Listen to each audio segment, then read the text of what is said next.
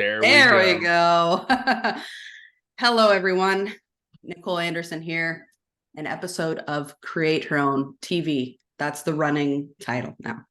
I've got Adam here, and we have a really good topic today. I really wanted a man's perspective of it, Mm, a partner's perspective specifically, for how to support a woman or your partner in that postpartum period, yeah. which is, oh my gosh, it's a mess. It's a mess.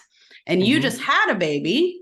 Is she a Yes. year yet? She's not a So year. she's 10 months. She's Yes. 10 months now. Love And that. I think the easiest way that I've been able to like put postpartum into a definition that I agree with is it's almost like watching your partner go off to war and not knowing how to support them. Wow. Because like you're physically in the same space. I'm interacting with my kid as well, with my daughter, but there's this like there is so much of an emotional barrier, psychological barrier that you can watch your parent or you can watch your partner go through these throes of these emotions, and it's really not your thing to fix. There's nothing you can singularly do to make it better. Right. Yeah. And I mean, from a mom's perspective, uh, now where I'm 10 years out from it. I'm 10 years out from that period. Yeah. So I only remember little bits of it, but I feel like Mhm. it's one of those things where you're as a mom, your brain kind of just pushes it out at a certain Yeah. point, so you forget all about it. That's how you have more kids, I think. I think that's how it works. Well, Uh, I don't think God was stupid, right? He made babies really, really cute. Otherwise, after the first one, he'd be like, "Peace out." But exactly. they're like baby fever is a real deal. It's It funny to really hear my is. wife now at 10 months being like, "Well, if we wanted a second, we'd really start trying in the summer." And it's like, are you fully here? Yep. I'm always willing to try, but like, are you We, actually like, yeah, we like go a little insane after a bit, I'd say. it's like, wow, okay. But I mean, it is the beauty of it. I don't want this podcast to be a downer, as if Right. there's nothing that you can do as a man. There's a lot of things you can do, Right. but I think part of it was surrendering that I wasn't here to fix her postpartum. I was here to support her Right. in that postpartum journey. And So, sometimes that's, go sorry, go ahead. ahead. No, go ahead. No, I was just gonna say, like, that support's gonna look different than what you want to do. I wanted to go in and be solution focused. Oh, well, just get these diapers or get this or buy this new or do these things.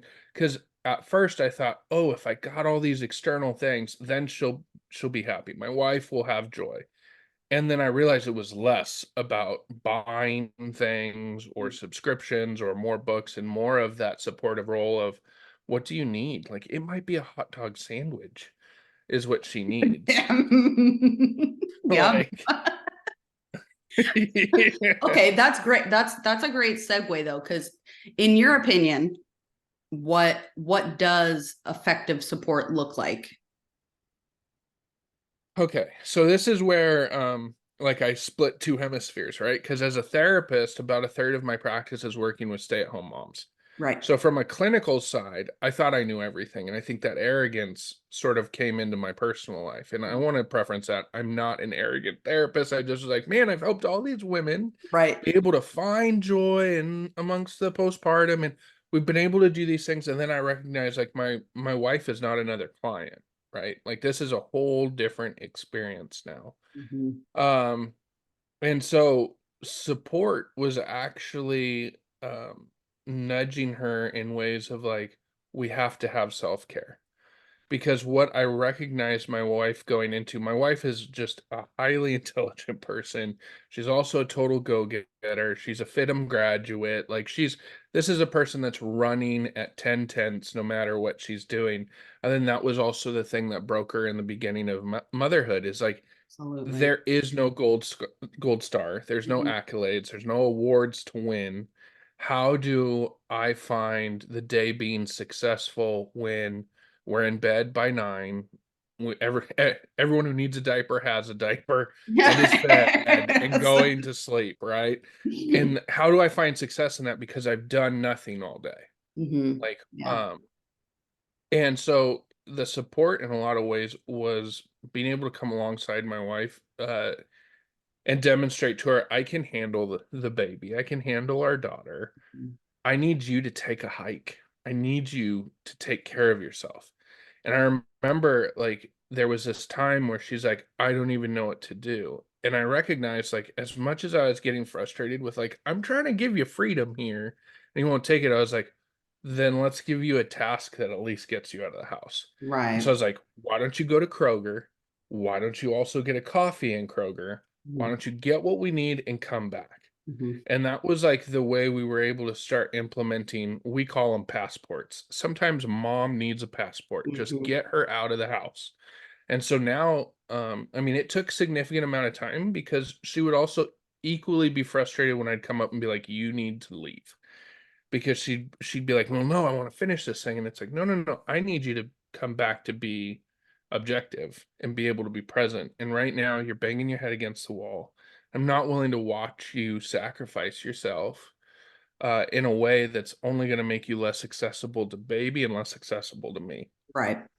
That's great. That's a great approach because I feel like in that period, in that time period, and when I talk about the postpartum period, I'm talking really just generally about like the last 3 months, which they also Mm-hmm. call, or the first 3 months, which they also call Mm-hmm. the fourth trimester, I believe, right? Correct. Um, and it's that time where it's like it's a mental struggle for us because we're thinking, Mm-hmm. okay, we went from having all of the free time in the world and doing whatever we wanted Mm-hmm. whenever we wanted to now we're responsible for this baby. So I half want to leave the house, but I also half am like, but this is my job now. I have to do that. Yeah. This is what I'm supposed to be doing. How can I leave the house when this baby needs me?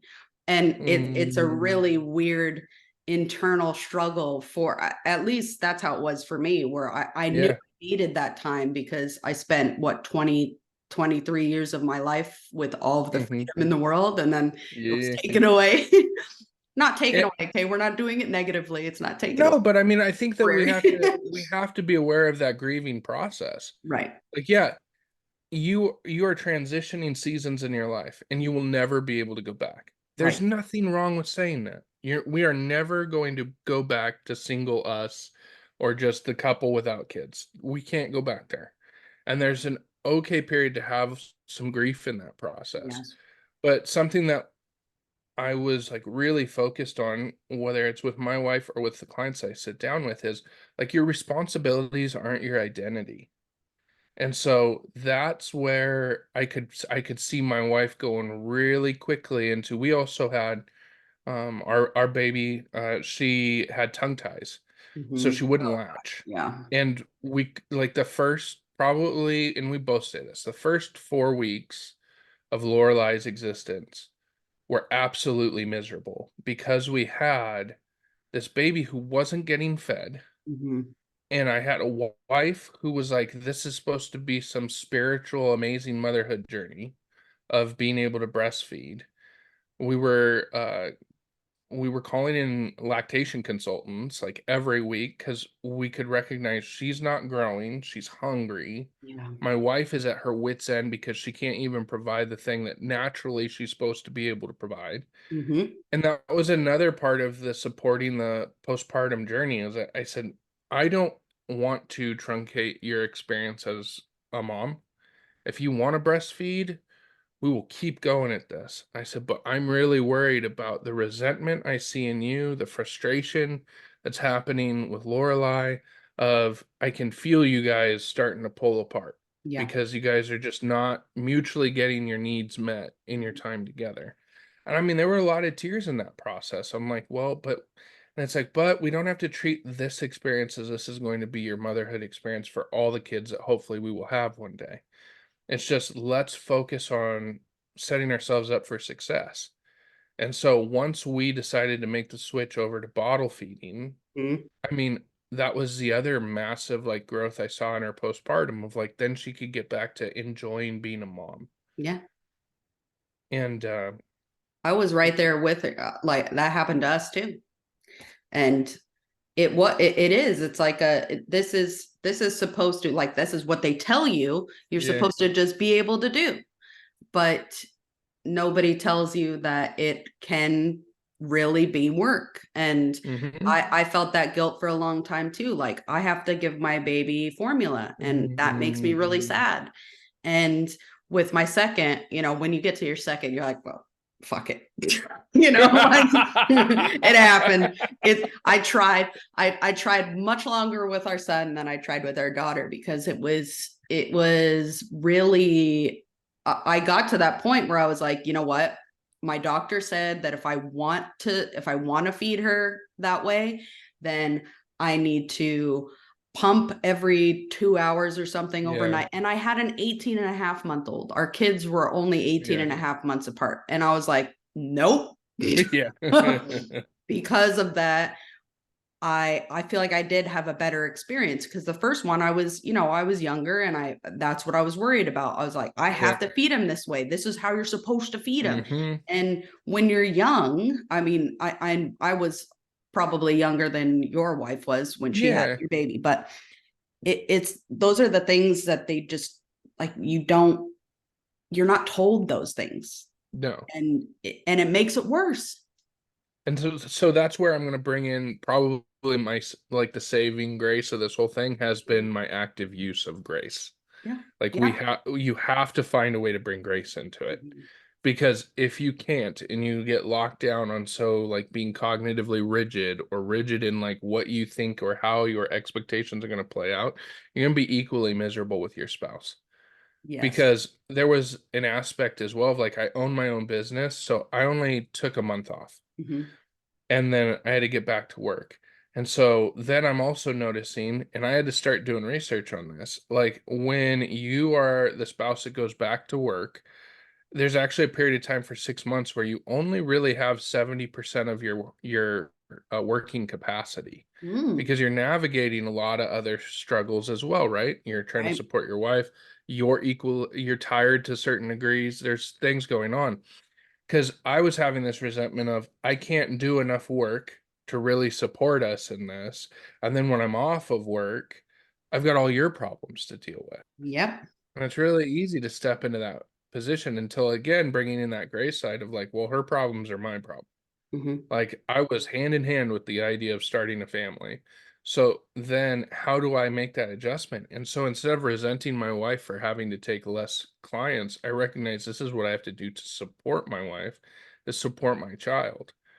And so in some ways, my fatherhood journey is much different than others. Why? I work from home, and guess what? They're always home. Yep. So there's periods where like a client cancels and I walk out and I'm like, oh, I got an hour's worth of shit. Yeah. Like it's like I got a wife Oopsie. that's like, your daughter would love to see you. And guess what? Like, what a blessing to be able to have that in the middle of the day, or have those Absolutely. instances, Hmm. and so I think there's always a way to be cynical about certain things, but really I will tell you, the postpartum journey for my wife and I have also drawn us much closer to each other, where it's okay when she tells me I've had it, or when I get the text, I really need it now. Right. Okay, let me see how I can make that work.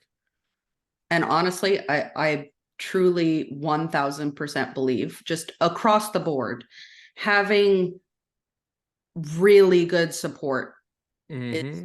is what makes all of the difference to whether Mm-hmm. you enjoy being a mother. And Mm-hmm. when when uh when Jack was born, Dan worked for a production company, so he Oh was man. gone all of the time. And I had my mom, so my mom was my support Yeah. system. And then when Olivia was born, when she was 5 weeks old, he got laid off. And that's when Wolf. yeah, that's when he had his period of depression. So he was out of a job for 19 months, super depressed. It was the hardest time. And we had a newborn and an 18 and a half month old. Yeah. So You I barely did, have emotional capacity for yourself right. and these two like knee-high terrorists. And then Yes. you have, That's the perfect how do I show up for, how do I I've coined it, I use it with all my clients, knee-high terrorists, because that's what they are. They're beautiful flesh blobs, but man, Yes. are they very demanding. That's why they're cute. So you don't Yeah. throw them out. Yeah, exactly. It's just it's a lot. I mean, it, like you said, it, the transition for, I mean, for both of us, but mentally, the identity, like I didn't know Mhm. who the hell I was for Yeah, years, for years. yeah. And it's, I know that men go through that a little bit too, you know, but Mm. at the same time, it's like that support system, having a really, really good support at home, in your home, makes all the Mhm. difference. So your wife will be 1,000 times better for it, and she will want more babies Yeah, despite well, that when month. I like, well, I've learned it for myself, but I've also learned it working with my clientele of like when I do sit down with husbands, I ask like, well, why wouldn't we want to like invest in support? Like it's actually very important, especially like in our journey is we moved across the country and then we had a kid, right? So all of our support system, uh, absent of her parents are here with us. So Yeah. we're able to have them as a massive support system. Mhm. But like a lot of our friend network wasn't with us. We didn't have our church network. We're very much, we felt in many ways like we were a snow globe, right? Yeah. But then you also have to sort of keep your eyes and ears open for if there are people in your community around you that wish to support you. We Mhm. were blessed with the neighbors that we got. Like Yeah.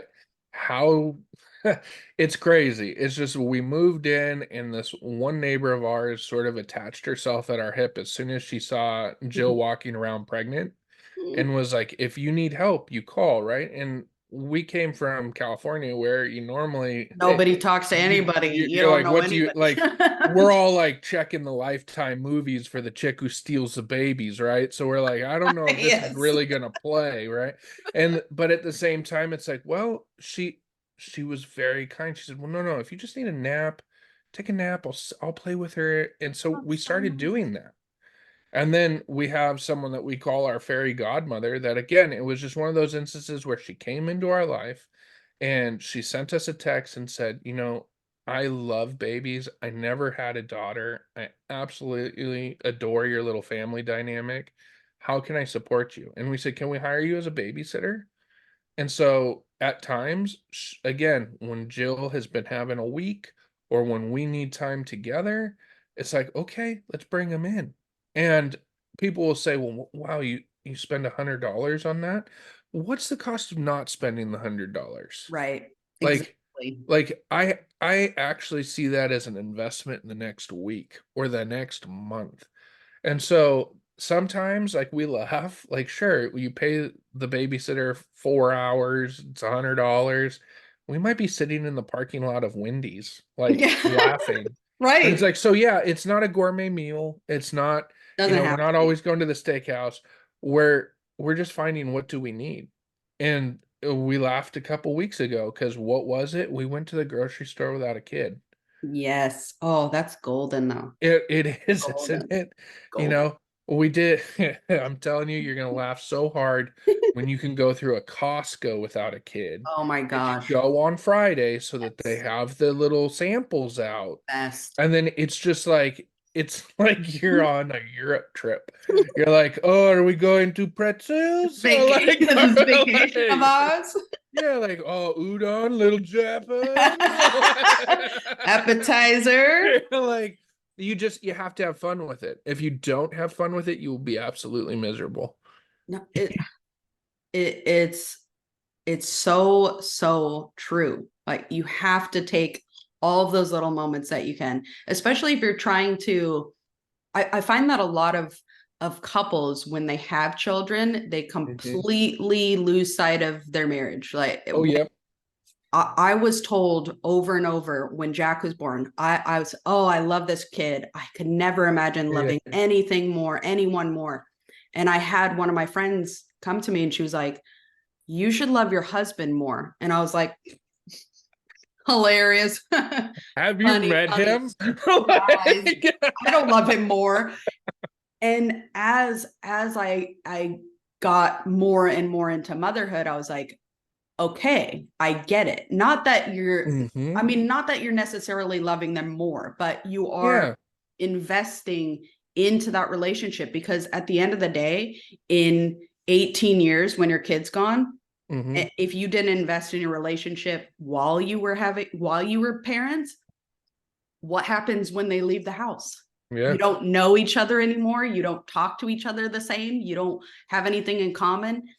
And Well, what did parenthood then become? It became a business relationship. yes, And yeah. so, and a lot of moms will take that positioning of like the cruise director, where it's like you had the itinerary, you set it all out, and I'm not placing this on her. I'm placing on both of them. Where I think we both sort of fall back to positions that we're willing to go into base programming. So, okay, mom's going to be cruise director, dad's going to be the bank, Right. and we're going to navigate this. And so it's really important, as you brought that up, of, um, you know, my wife and I could both identify like Lorelai is the best thing that's ever happened to us, but we had to use us because Exactly. like how did her existence come here? Her existence is only here because of the beautiful ability of us having the relationship. Yes. And I don't think that's just irony here. If you have a healthy, grounded relationship, normally what's the benefit of it? Procreation. Mhm. Okay, sure, you can get knocked up in a Motel 6, but that's a different side, right? Yeah. But like here's the fact though. When we're in safe, committed relationships, what normally happens? A kid comes along. If you do not keep investing in that relationship, it is not going to be to the benefit of the child. Because I've also seen it where sometimes my clients will talk about like, well, why do I have such like narcissistic little assholes around me? And Yeah. I'll say, well, how else have you communicated to them not to be a narcissistic little asshole? And so that's like why we're really, even with a 10-month-old, we invest in ourselves. We're going to go away on dates. And there's been times that we've scheduled the date, and like right now Lorelai's teething. And Mhm. so a week ago, her second tooth was coming in, and it was just like a terror, like she was just not in a good spot. And my wife was like, should we cancel? And I'm like, we really trust the babysitter. We know that she's going to call. There's really nothing that we're going to be able to do differently. Let's go out and have the meal we've really been looking for, and we're going to come back. And I think that this is again stuff you have to communicate is that mom and dad love each other and they will choose themselves and Yes. then they will bless you. Yep. Because when we don't do that and we just tell our kids, you're number one and you're the whole world, Mm. we set them up to actually not fit into the world. What Wow. happens when they leave our house? Not everyone else can be like, oh, yeah, you're number one and so You're my special. world. No, they're gonna be like, Nobody's yeah, world. No, I'm go just pack. kidding. Yeah, exactly, right? But that's the truth where it's like you're not setting your kids up to actually interact with the world around them. They're gonna Yeah. think that every teacher and every person in a position of authority is gonna cater to them. Yeah. And And that's why we're also seeing a lot of depression in children and young adults it's because they nuts. get out there and they're like, wait a second, I don't get the participation trophy, or I'm not getting the A-OK because I didn't show up twice, or I can't be just marked as present and still get paid. I got Yeah. fired. Why did I get fired? They must be assholes because they fired me. Hmm. Mm. Oh, it's so true. And now with 10 and 12-year-old, well, he's almost 12. When we prioritize ourselves, they automatically go into, oh, well, you just want to get rid of us all the time. Literally, my daughter says that to us. I'm like, oh, I said it this morning. I'm like, you guys are staying with Nana and Papa this on Saturday because Daddy and I are having our friends over. And Olivia, who's 10, she's like, oh, you're always trying to get rid of us. I'm like, you live here. Listen. You live here. But Guess what? the thing is that I want her to see what a relationship should be like, and that's my for Hmm. our example. I want her to see, the whole we hug and we kiss in front of them, and they're. I want them to see that, like Yeah. that's important for them to see because I don't want her to get into a relationship and think, oh, you're just supposed to fight all the time. My parents never hung out with each other. My parents never talked about things, and that is, I mean, later down the road, obviously they're For more aware sure. of it, but at 10 months old, they're still, I mean, they need to get used to other adults. They need to get Absolutely. the worst thing is having a kid that only wants to be with your parent. Like Hmm. nobody else can watch them. Nobody else Yeah. can hold them. Like that's hard. That's so hard to have that. Well, we're breeding a lot of anxiety in both individuals, as Yes. mom and as the baby. Like, again, I'm not ever asking people to do anything unsafe with their child, but let's be honest, if you're talking about your child being with Nana or a grandparent or Mhm. whatever, they're safe individual. They can probably exist without you for 90 minutes, two Yes, hours. Like, absolutely. we can do that, but we really start projecting our own anxiety on the child, which Mhm. is control, control, control. And that's normally where you start to see children have high anxiety, high levels of stress, being very fitful.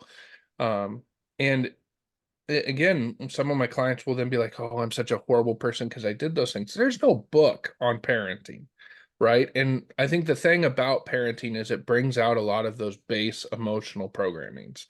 Mhm. So if we are a very anxious person and we're very fixated on control, then we go into that tenfold because we sort of lie to ourselves and say that's going to be the thing that's going to get me out of it. And this is where it's important also to have a support system. Like Yep. the thing that I told my wife, I remember my wife coming to me one day and saying, "I don't know if I can do this, but I want to talk to you about something." I was like, "What is it?" And she said, "There's a MOPS that's starting around me, and mothers of preschoolers, and they take newborn moms as well." And I said, "How do we get you there?" She's Yeah. like, "Well, but it's during your work." Like, how do we get you there? We will find a way. Like, I'm tired of you being your own sampling pool, right? Yes. And that was a huge saving grace for her because then she sat around with a bunch of other moms that were able to articulate the same challenges. It And then takes all of a a sudden, village. it takes a village. Like, as much as like the the red state conservative in me is Yeah. like, what village? And I'm like, well, we do want generational wisdom. So like there are things that we're in for. And so having the ability to connect that way has really helped. Why? Because when she's in the middle of it and she doesn't want to come to me and she wants a healthy boundary of maybe I don't come to Adam with this issue, she'll reach out to again someone else that she's made a connection with. And all of a sudden it's helping her get through life instead of her being her own echo chamber, Yeah. which is largely the worst things we'll tell ourselves. No, that's so true. I mean, and that's a great thing to tell partners to help the new mom find something Hmm. like that, because that kind of community, that kind of you've got the Hmm. sounding boards. You need that at every stage of motherhood, that you Yeah. it and it's just that's super super valuable, and they're all over too. Facebook, I mean, you can find them on Oh Facebook, yeah. Instagram, wherever. Can you think of any other like resources that may be helpful for either partners in that postpartum, or moms too? I just I love that though. I think that the other thing is again, look at what is investment really gonna like what's the return on investment in my partner. Sometimes it's being able to also ask your partner, do you need to get into therapy? I'm not trying to toot my own horn, but sometimes it's like, hey, there's a lot that we need to process here. Yes. Like your birth story wasn't your birth story. Mhm. You had this expectation and it was different, and maybe you need to actually take a moment and process that. Like, how can I support you in those ways? Again, men are not they're not excluded from these feelings as well. Like the our birth story was a really traumatic one. Mhm. And so being able to reach out to my friends, my family, my therapist to sort of get a little better baseline on, well, it didn't go as expected, and that's exactly what we should have expected, right? Like it's snafu, situation normal, all fucked up. Like it's the it's I love that. like it is what it's going to be. So instead of having absolute control as the way I'm going to categorize success, I'm going to go back to again, is my baby girl happy, smiling, laughing?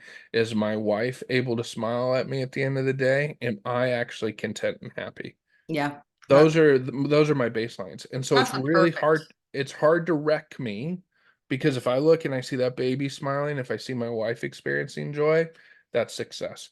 And Right. that means there might be toys on the floor, there might be a pile in the sink. We might have ordered out 3 nights in a row. I don't know what it is, but guess what? Success is going to be rooted in where our emotional well-being is. I love that. Expect the unexpected for the rest of your life. Yep. So where can people connect with you and see what you've got going on? Yeah, so easiest one's probably Instagram, which is just Wild Ethos Counseling. I'm I'll gonna link be it too. Thank you. I'm gonna be sort of playing around with making videos myself, so Love it. I'm hoping to launch a YouTube here pretty soon. Me. But yeah, I can't wait. I'm gonna link the hell out of you too. Yeah, I mean, if you go to my Instagram, there's a lot of reels that just deal with life. Yes, So they're great too. They're great. thank you. Thank you so much for being on, for being my first recording, my first guest. Thank you. And I'm really excited. I hope that this helps at least one person and we've Exactly. done our job. Absolutely. Thank you so much, Adam. You have a wonderful day.